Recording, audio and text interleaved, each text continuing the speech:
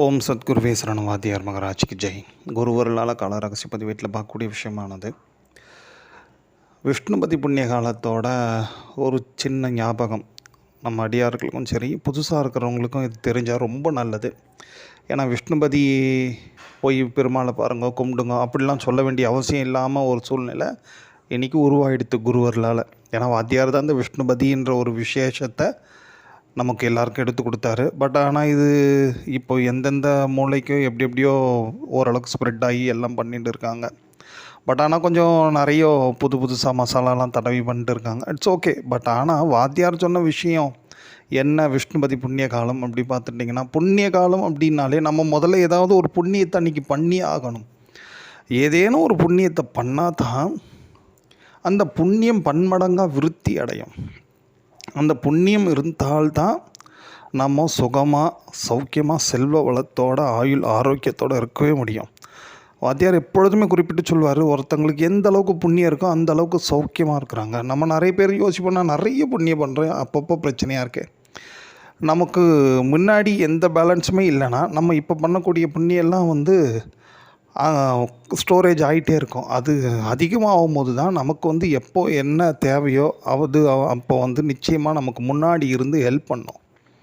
ஆக மொத்தத்தில் புண்ணியன்ற காரியம், அதாவது தான தர்மங்களாகட்டும் நல்லவை எதை செஞ்சாலும் அது நிச்சயமாக வீண் போகாது. அதில் நாம் எப்பொழுதும் உறுதியாக இருக்கணும். அது மாதிரி இந்த மாதிரி புண்ணிய காலங்கள் வரும்போது ஏதாவது ஒரு நல்லதை செய்கிறதுக்கு முயற்சி பண்ணணும்.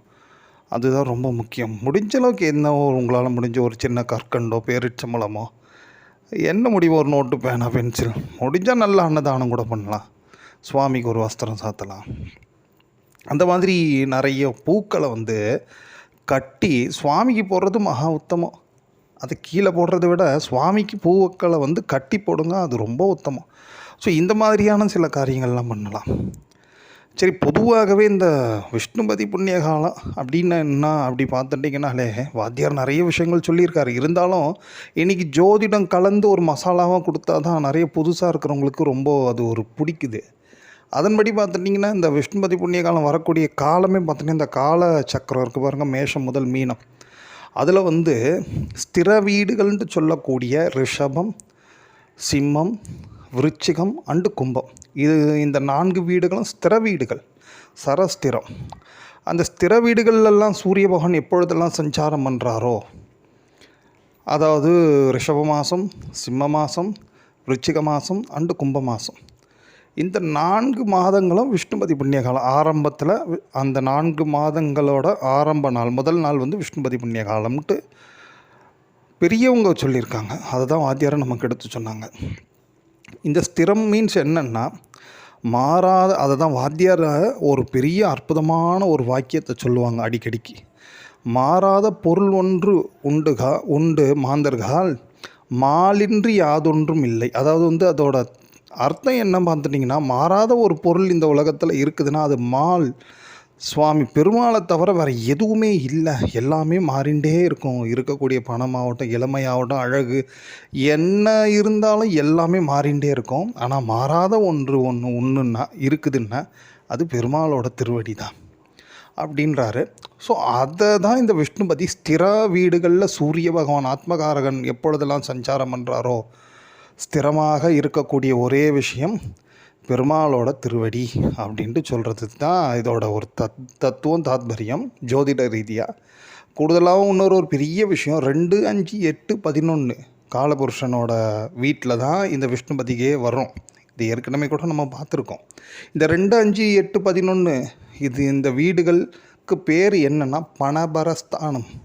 அதாவது ஒரு மனுஷனுக்கு தேவையான பணம் வரக்கூடிய வீடுகள் தான் இந்த 4 வீடுகளும். இந்த 4 வீடுகளில் சூரிய பகவான் சஞ்சாரம் பண்ணும்போது தான் விஷ்ணுபதி புண்ணிய காலமே வருது. ஸோ அந்த 4 வீடுகளில் முதல்ல சூரியன் என்றாகும் போது அன்றைக்கி நாம் போய் திருமாலை வழிபாடு பண்ணுறதுனால அளப்பரிய நன்மைகளை பெறலாம் அப்படின்ற ஒரு விஷயமும் ஜோதிட ரீதியாக உண்டு. ஆனால் என்ன நன்மையை நாம் வேண்டி பண்ணாலும் சரி தான், நம்ம ஃபஸ்ட்டு ஏதாவது இட்டதே கிட்டும் அப்படின்றது தான் மறை வாக்கியன்ட்டு வாத்தியார் குறிப்பிட்டு சொல்கிறார். அதாவது நம்ம கொடுத்தது தான் நமக்கு சௌக்கியம், சுக போகங்கள் எல்லாமே நமக்கு இருக்கும்.